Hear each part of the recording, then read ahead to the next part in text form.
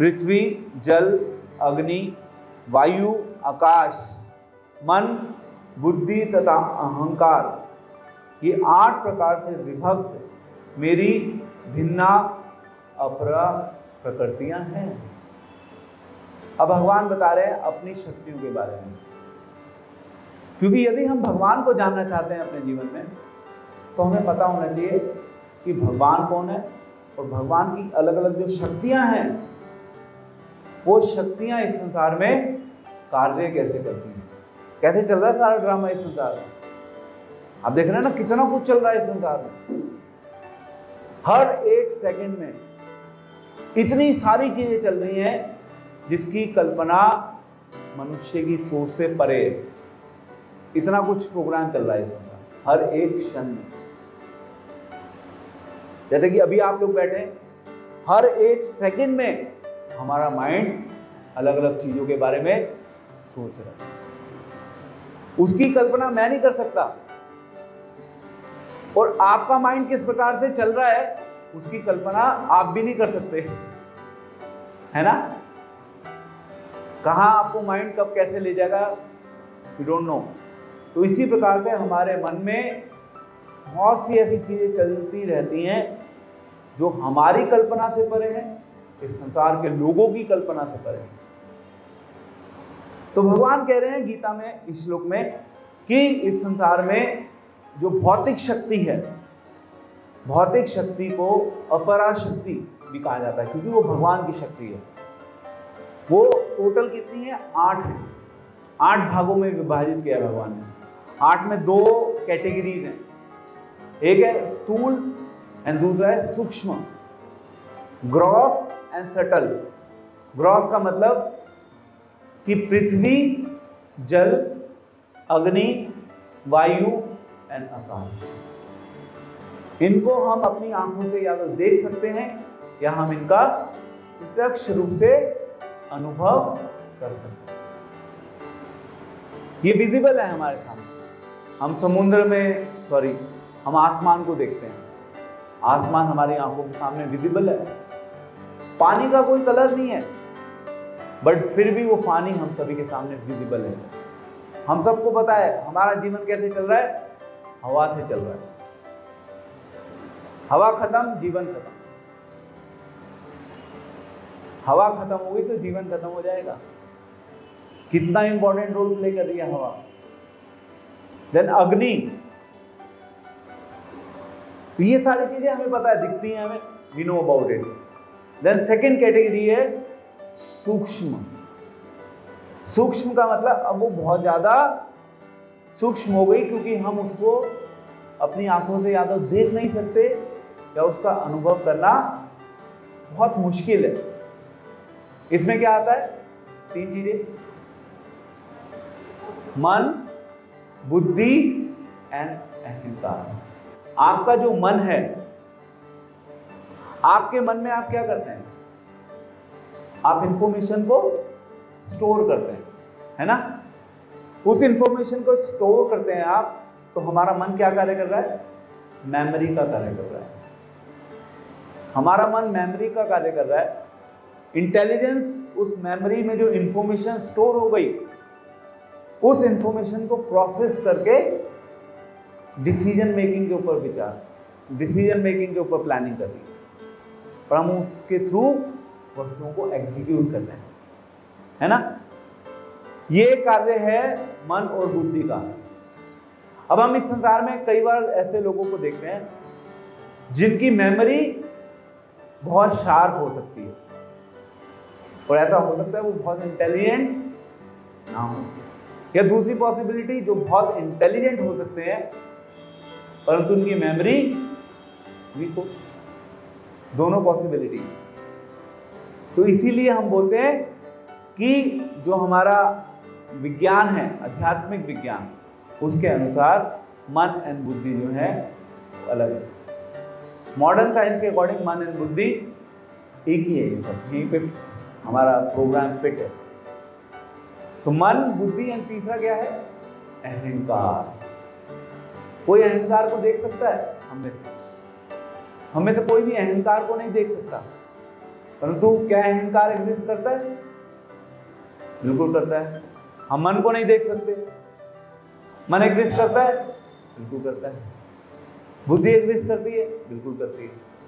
हम इन चीजों को देख नहीं सकते, बट हम इस चीज को लेकर कंफर्म है कि ये चीजें एग्जिस्ट करती हैं। हमारे सबके इस सटल बॉडी में हैं ये सब चीजें, इनका अपना एग्जिस्टेंस है। तो भगवान ने ये 8 शक्तियां बताई। इन 8 शक्तियों को बोला जाता है अपरा शक्ति। ये सारी शक्तियां कहां से आई? भगवान से आई। तो जब हम भगवान को समझना शुरू करते हैं, भगवान को समझने से पहले हम भगवान की शक्तियों को समझते हैं। फिर इसलिए हम बोलते हैं कि शक्ति के थ्रू हम शक्ति मान तक पहुंचते हैं। अगर हम डायरेक्टली शक्तिमान को समझने की कोशिश करेंगे, हम नहीं समझ पाएंगे। तो पहले हमें भगवान की शक्तियों का आइडिया लेना होगा, फिर धीरे धीरे धीरे हमें भगवान की समझ होने लगेगी, भगवान के बारे में ज्ञान सही ढंग से रिसीव होना शुरू होगा। श्लोक नंबर 5, हे महाबाहु अर्जुन, इनके अतिरिक्त मेरी एक अन्य पराशक्ति है जो उन जीवों से युक्त है जो इस भौतिक अपरा प्रकृति के साधनों का विदोहन कर रहे हैं। अब आप देखिए, भगवान एक बहुत इंटरेस्टिंग प्रेडिक्शन कर रहे हैं यहाँ पे। हम बात करते हैं ना ग्लोबल वार्मिंग की, हम बात करते हैं ना exploitation of the natural resources. भगवान ऑलरेडी गीता में ये फैक्ट बता रहे हैं कि हम लोग क्या कर रहे हैं, हम सब एक्सप्लॉइट करने में लगे हुए हैं। नेचुरल रिसोर्सेज बोल देते हैं उसको। गीता में भगवान कह रहे हैं मेरी शक्ति है, वो मेरी शक्ति को एक्सप्लॉइट करने में लगे हुए हैं। पराशक्ति कौन है यहाँ पे? हम सब हैं पराशक्ति। एक्चुअली भगवान ने शक्तियां दी थी किस चीज के लिए? भगवान की सेवा सही ढंग से करने के लिए, या हमारे जीवन को सही ढंग से चलाने के लिए, जिससे कि हम अपने जीवन के द्वारा भगवान को समझ सकें। पर हमने गलती कहां कर दी? हमने भगवान के उन रिसोर्सेज को लिया, उन रिसोर्सेज को अपनी सेवा में लगा लिया, परंतु अपने आप को भगवान की सेवा में लगाना भूल गए। क्योंकि जीवन मिला था भगवान की सेवा करने के लिए, हम ये भूल गए कि हमें भगवान की सेवा करनी, पर हम रिसोर्सेज को यूटिलाइज करते जा रहे हैं। तो इन रियल सेंस हम लोग क्या हैं? चोर। हम लोग चोर हैं। हम भगवान की संपत्ति को खुद इंजॉय करने के लिए यूज करते हैं। We are very big culprit. इसीलिए कहते हैं कि ये जीवन मिल गया है, इस जीवन को ये न के न प्रकारे न जितना संभव है भगवान की सेवा में लगा लीजिए। यदि आप भगवान की सेवा में लगा लेंगे तो एटलीस्ट हम चोर नहीं कहलाएंगे, क्योंकि भगवान ने जीवन दिया, भगवान ने अपनी शक्तियां दी, जिससे कि हम भगवान तक सरलता से पहुंच सकें। हमने उसका मिस यूटिलाइजेशन करना शुरू कर दिया। ओके, सारे प्राणियों का उद्गम इन दोनों शक्तियों में है। इस जगत में जो कुछ भी भौतिक तथा आध्यात्मिक है, उसकी उत्पत्ति तथा प्रलय मुझे ही जानो। भगवान ने बिल्कुल क्लियर कर दिया। जो आपको अपनी आंखों से दिख रहा है इस संसार में, जिस चीज को आप अपनी आंखों से नहीं देख सकते, अल्टीमेटली उसका ओरिजिन क्या है? उसका ओरिजिन मैं ही हूं अर्जुन, यानी कि भगवान है उसका ओरिजिन। कोई पानी क्रिएट कर सकता है लेबोरेटरी में? आप कहेंगे H2O मिला दो पानी बन जाएगा। हाइड्रोजन के 2, ऑक्सीजन का 1, दोनों को कंबाइन करो पानी बन जाएगा। क्वेश्चन ये है कि हाइड्रोजन के 2 और ऑक्सीजन का 1 कहां से आएगा? उसको क्या बना लेंगे लेबोरेटरी में? नहीं बना पाएंगे, पॉसिबल नहीं है। हवा को क्या क्रिएट किया जा सकता है? धरती का क्या 1 इंच बढ़ाया जा सकता है? जितनी धरती है उतनी रहेगी। आप कितना पैसा इन्वेस्ट कर दें। तो भगवान की शक्ति के साथ हम खेल नहीं सकते। भगवान कह रहे हैं यदि मैं चाहूं तो मैं जितना एक्सपेंड करना चाहूं चीजों को कर सकता हूं, ये मेरे हाथ में है। क्योंकि भौतिक शक्ति का कंट्रोल, आध्यात्मिक शक्ति का कंट्रोल सब भगवान के पास है। अब आप कहेंगे भौतिक शक्ति क्या है? भौतिक शक्ति पता चल गई आपको? पृथ्वी, जल, अग्नि, वायु, आकाश, मन, बुद्धि, अहंकार, ये भौतिक शक्ति है। नाउ द नेक्स्ट कम्स आध्यात्मिक शक्ति। आध्यात्मिक शक्ति क्या है? आध्यात्मिक शक्ति हम जीवात्मा है जो कि मन, बुद्धि, अहंकार से भी ऊपर है, उसको हम बोलते हैं पराशक्ति। समझ आया आपको? तो भौतिक शक्ति भी भगवान से आ रही है और आध्यात्मिक शक्ति भी भगवान से आ रही है। या दूसरे शब्दों में, जिस भी चीज को हम इस संसार में देख पा रहे हैं और जिस भी चीज को इस संसार में हम नहीं देख पा रहे, जो भी वस्तु इस संसार में है, जो भी इस संसार से परे है, वो अल्टीमेटली भगवान से आ रही है। इस चीज के ऊपर ना डाउट करने का कोई स्कोप नहीं रह जाता। इसीलिए भगवत गीता में भगवान जजमेंट दे रहे हैं क्लियर।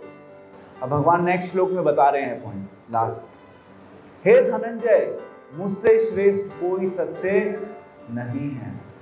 जिस प्रकार मोती धागे में गूंदे रहते हैं, उसी प्रकार सब कुछ मुझ पर ही आश्रित है। तो पहले तो भगवान ने अपनी शक्तियों के बारे में बताया।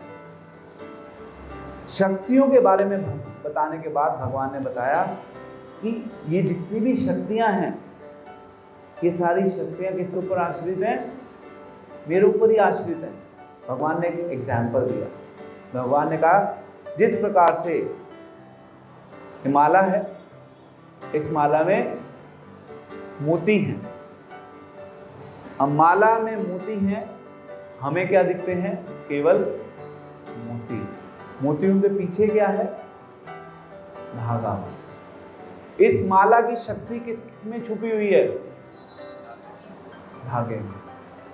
अगर हमें ज्ञान नहीं होगा तो हमें लगेगा ये मोती ही है, इन मोतियों के अलावा और कुछ नहीं है। परंतु अगर हम ज्ञान पाने की कोशिश करेंगे या हमें ज्ञान होगा तो हमें पता चलेगा कि इन मोतियों के पीछे धागा है। तो इसी प्रकार से भगवान कह रहे हैं कि हम केवल अपने ज्ञान को शक्तियों तक सीमित ना करें। हम बात कर रहे हैं एनर्जी की, रिसोर्सेज की, नेचुरल, सब कुछ नेचर से आया है, प्रकृति की देन है। भगवान ये बता रहे हैं कि वो प्रकृति मेरी देन है। अपने ज्ञान को केवल यहाँ तक सीमित मत करो कि ये जो प्रकृति है ये बस इंडिपेंडेंट है। यहीं पे अटक जाते हैं लोग। बड़े बड़े रिसर्चर्स, फिलोसोफर्स, साइंटिस्ट, वो यहीं पे अटक जाते हैं। कहते हैं प्रकृति है, प्रकृति को हम मानते हैं, बट उस प्रकृति के ऊपर कौन है उस तक नहीं पहुंच पाते। मैं पढ़ रहा था उसको, सबसे पहला जो फिलोसोफर है वो कह रहा है कि everything has come from the water. इस संसार में हर चीज की ऊपर उत्पत्ति किससे हुई है? पानी से हुई है। अब आप कहोगे गीता में कृष्ण कह रहे हैं कि यस, हर चीज की उत्पत्ति मुझसे हुई है, पानी की भी उत्पत्ति मुझसे ही है। तो उनकी नॉलेज एक लेवल तक पहुंच गई, बट उस लेवल के आगे नहीं जा पाए। तो सब चीजें पानी से आई। यहां पे गीता में कृष्ण कह रहे हैं पानी भी मुझसे आया। देन ये जो अंडरस्टैंडिंग है ये कंप्लीट है। इसलिए भगवान कह रहे हैं मुझसे स्वतंत्र कोई नहीं, कोई वस्तु नहीं है, सभी वस्तुएं मेरे ऊपर ही आश्रित हैं। ये है मैसेज कृष्ण का। जिस प्रकार से ये मोती जो है, ये मोती धागे के ऊपर आश्रित हैं।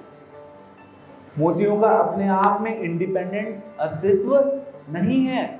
इसी प्रकार से भगवान की शक्तियों का इंडिपेंडेंट एग्जिस्टेंस नहीं है।